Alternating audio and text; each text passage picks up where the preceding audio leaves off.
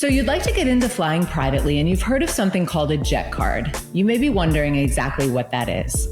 Basically, these are programs where you pre-purchase a set amount of travel hours with a flight provider, and in return, that company pledges to make private lift available to you when you need it.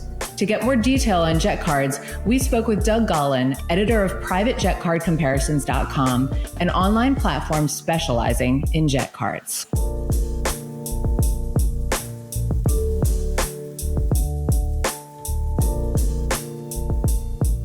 The rules and the policies, they vary. And when you're buying a jet card, all the brochures have the cute puppies and dad or mom at the kids' soccer game, but you're signing a contract that's 10, 20, 30 pages long. And that's the rules of how you can use the money, how you can fly. And so you really need to know where you're going to fly, how far in advance you want to book. Are you going to make changes before you're flying? What type of amenities do you want? Do you need Wi-Fi? Not all the programs guarantee Wi-Fi. Also, things like fully enclosed lav. Not all of the programs guarantee a fully enclosed lav, and some companies need that because of duty of care. They can't have their people flying around in a plane with an open potty. Also, how many people are flying, because that's going to some degree, determine what size aircraft you need. And are you going to need to upgrade or downgrade the size of aircraft?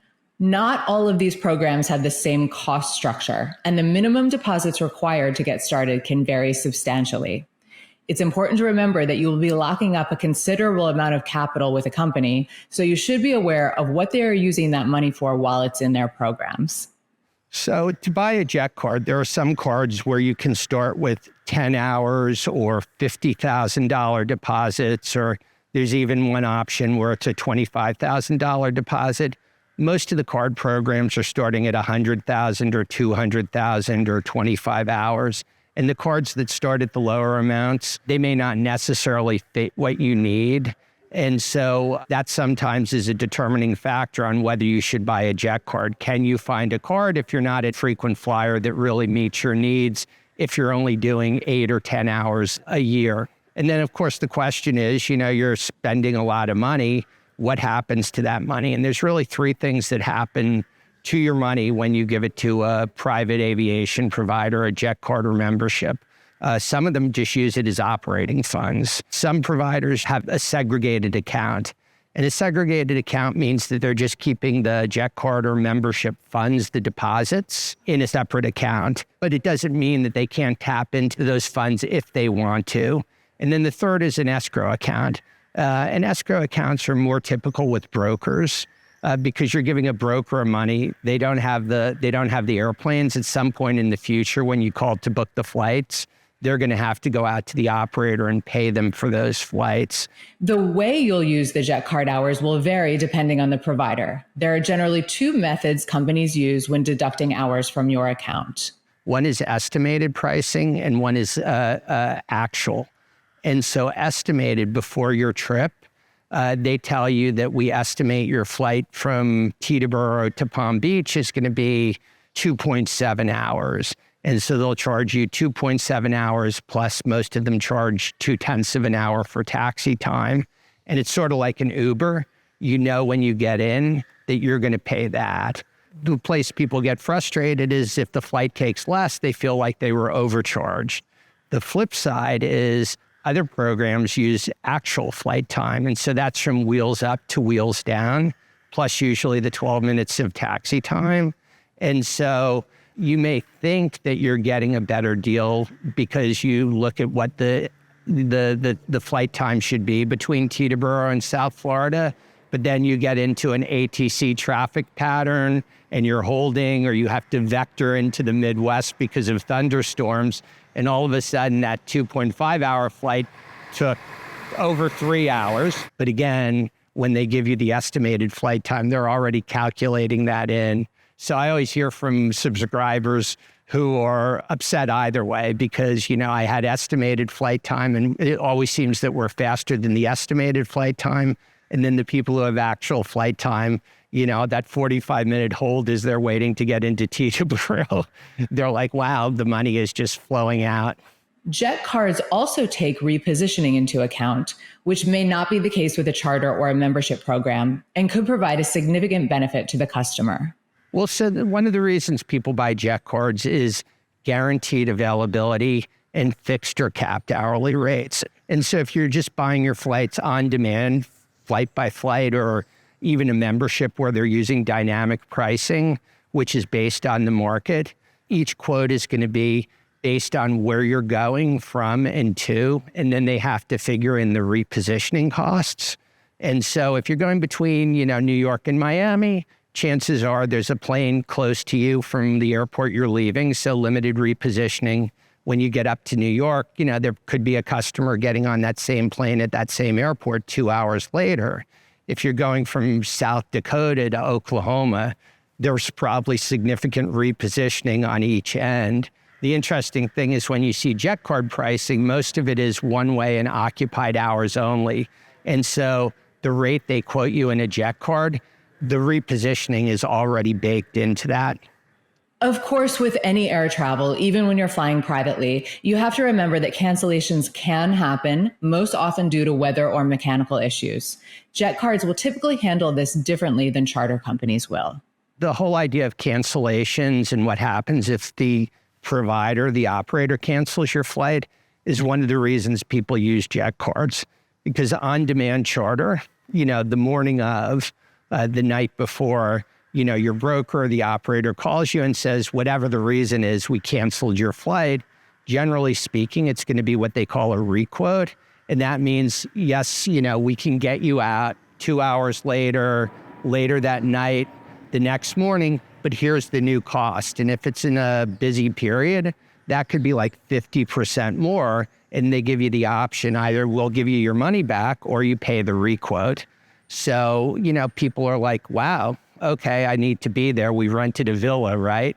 I have to pay the higher rate. Whereas with many of the jet card programs, they guarantee the recovery flight at the same cost as your initial pricing. So yes, you may be delayed 2 hours or, maybe it's the next morning, but you don't have to pay extra for that recovery flight. For some users, working with a broker to book on-demand charter may be the best option. It all depends on your individual needs. However, a jet card may offer more flexibility. I think a good broker is like gold. I have subscribers who come to me and they're looking, should I join a jet card? And if they tell me that they have a great broker, the broker does a good job for them, I always tell them, listen, here are the options. But if the broker's doing good for you, you're happy with the pricing, you're happy with the quality of the plane, no reason to move. I do get people who run into the cancellation policies with on-demand charter. So I had a subscriber, I think they lost about $50,000, booked a trip to do a golf vacation. The wife twisted or broke her ankle or did something that she wasn't able to play golf. And, the gentleman called up a very reputable broker. They tried to get, some of his money back, but they couldn't get it back. And, he was out like $50,000. And so, again, that's one of the reasons people use the jet cards. Most of the cancellation policies, it's 48 or 72 or 96 hours. Another way you may want to try out flying privately is through companies that offer per-seat pricing. If the schedules and routes match your requirements, you may be in luck, but getting the stars to align may be tricky. When I started in the industry, like back in the 80s, I was covering the airlines, as a reporter.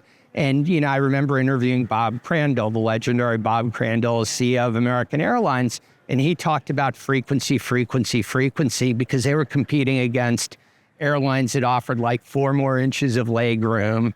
And he said, we'll just run them out of business because we'll go onto that route. They offer 2 flights a day. We'll offer 8 flights a day. And the business traveler is going to sacrifice that extra comfort, to get home 2 hours earlier.